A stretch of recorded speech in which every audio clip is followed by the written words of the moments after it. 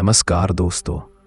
आज हम बात करने वाले हैं एक बेहद रोचक और महत्वपूर्ण विषय पर, जिसमें हम जानेंगे कि इस कलयुग या वर्तमान दौर में कोई विशेष घटना हमारे साथ क्यों घटती है, और वह घटना जो हमारे लिए अच्छी भी हो सकती है और बुरी भी।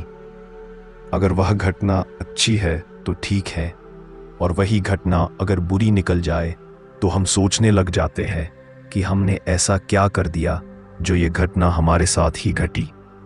तो आइए दोस्तों, इस विषय पर थोड़ा गहराई में जाकर बात करते हैं। सबसे पहले इस विषय के बारे में जानने के लिए हमें हमारे इतिहास में कुछ घटनाएं घटी है उनके उदाहरण से समझने का प्रयास करते हैं।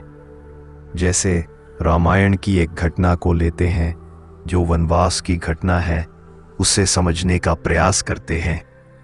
जब माता कैकेयी ने राजा दशरथ से अपने 2 वरदान मांगे थे, जिसमें पहला वर था कि श्री राम की जगह भरत को राजा बनाना और दूसरा था श्री राम को 14 वर्ष का वनवास, तो इस घटना में वनवास की घटना बहुत विशेष है। अब आइए जानते हैं कि वनवास की घटना से सबसे ज्यादा दुखी राजा दशरथ ही क्यों हुए थे, और अंततः उनकी पुत्र वियोग में मृत्यु भी हो गई थी। इसके पीछे सबसे महत्वपूर्ण कारण होता है विधि की योजना। और हमारा कर्म कोई कितना भी अच्छा व्यक्ति हो या विद्वान हो या धर्मात्मा हो, लेकिन उस विशेष व्यक्ति से कोई जाने अनजाने में कोई भी अच्छा या बुरा कर्म हो गया हो, उसका फल उस विशेष व्यक्ति को भोगना ही पड़ता है। अब इसमें हम विधि की योजना की बात करें तो इसमें विधि की योजना ये थी कि महाप्रतापी रावण जो लंका का राजा था, उसका अंत करने के लिए श्री राम का वनवास की घटना का होना अनिवार्य था। और कर्म की बात करें तो इसमें राजा दशरथ ने अपने समय काल में कुछ ऐसे कर्म किए थे जिनके लिए इस घटना का होना अनिवार्य था। जैसे कि आप लोगों ने कभी ना कभी श्रवण कुमार की कथा सुनी ही होगी, जिसमें श्रवण कुमार अपने नेत्रहीन माता पिता को तीर्थ यात्रा करवाने ले जाते हैं। जहां एक समय ऐसा आता है जहां उनके माता पिता को बहुत प्यास लग जाती है, तो श्रवण कुमार उनके लिए एक जल कुंड से पानी लेने जाते हैं। और जहां पानी लेने जाते हैं वहां राजा दशरथ भी शिकार के लिए गए होते हैं। और जब श्रवण कुमार लोटे में पानी भर रहे थे, तब राजा दशरथ झाड़ियों में छुपकर किसी जानवर का इंतजार कर रहे होते हैं। और जब श्रवण कुमार पानी भर रहे होते हैं, तब राजा दशरथ अपना बाण छोड़ देते हैं और वह बाण श्रवण कुमार को लग जाता है। लेकिन जब राजा दशरथ को यह पता चलता है कि जाने अनजाने में उनसे बहुत बड़ा अपराध हो गया है, तो वह क्षमा याचना करते हैं। लेकिन श्रवण कुमार कहते हैं कि वह उनके माता पिता को पानी पिला दे और उन्हीं से क्षमा याचना करे। और जब राजा दशरथ उनके माता पिता के पास जाते हैं और सारी घटना के बारे में बताते हैं, तब उनके माता पिता राजा दशरथ को शाप देते हैं कि जैसे वह अपने पुत्र के वियोग में तड़प तड़प के मर रहे हैं, राजा दशरथ भी अपने पुत्र के वियोग में तड़प तड़प के मरेंगे। और अंततः यही होता है, राजा दशरथ की पुत्र वियोग में मृत्यु हो जाती है। ऐसे ही एक और घटना की बात करें जो कि सीता हरण की घटना है, जिसमें माता सीता का रावण द्वारा हरण कर लिया जाता है। और इसी घटना के जरिए रावण का अंत हुआ था।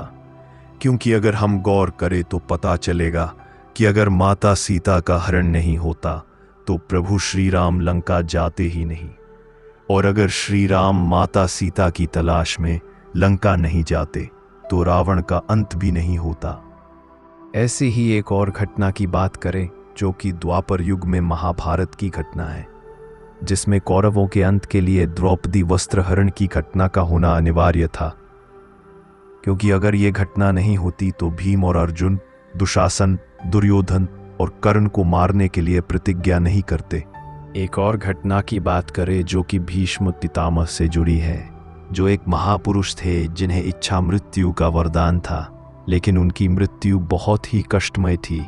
जब भीष्म पितामह ने वासुदेव कृष्ण से पूछा कि हे प्रभु, मैंने अपने पिछले कई जन्मों में कोई ऐसा पाप नहीं किया जिसका दंड मुझे इन बाणों की शैया के रूप में मिल रही है, तब भगवान कृष्ण ने उत्तर दिया कि जब आप एक जन में राजा थे, उस समय आपने एक सर्प को उठाकर कांटेदार वृक्ष पर फेंक दिया था, जिससे वह सर्प कई दिनों में तड़प तड़प के मरा था। उसी कर्म का फल है कि आज आप बाड़ों की सैया पर पड़े हैं और उसी सर्प की भांति कष्ट भोग रहे हैं। लेकिन दोस्तों, भीष्म पितामह को तो इच्छा मृत्यु का वरदान था, तो बाड़ों की सैया तो उनका कर्म फल हो गया। लेकिन विधि का विधान यह था कि जब तक भीष्म पितामह हस्तिनापुर को चारों ओर से सुरक्षित नहीं देख लेते, तब तक वह प्राण नहीं त्याग सकते, और जब तक अधर्म पर धर्म की विजय नहीं हो जाती, तब तक वह प्राण नहीं त्याग सकते। इसलिए जब पांडव विजयी हो गए और हस्तिनापुर चारों ओर से सुरक्षित हो गया, तब उन्होंने अपने प्राण त्याग दिए। तो दोस्तों, ऐसे ही कई घटनाएं हैं जिससे कर्मफल और विधि का विधान का पता चलता है। आगे ऐसी ही घटनाओं के बारे में हम किसी और वीडियो में बात करेंगे। दोस्तों, अंत में आप लोगों से यही कहूँगा कि जीवन में जो कुछ होता है और हमें जो भी सुख दुख मिलते हैं, उसके पीछे विधि की कोई योजना होती है।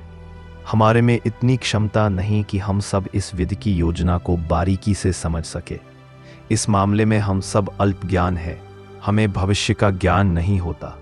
लेकिन जब हम पीछे की घटनाओं पर दृष्टि डालते हैं, तो हमें धीरे धीरे विधि की योजनाओं का पता चलता है। तो दोस्तों, जो कुछ होता है हमारे भले के लिए ही होता है। ऐसा मानकर हमें सुख और दुख दोनों को समान रूप में भोगना चाहिए। विधाता दुख शिक्षा के लिए देता है और सुख मानवता की परीक्षा के लिए। तो दोस्तों, मुझे आशा है कि आप लोगों को मेरी वीडियो अच्छी लगी होगी।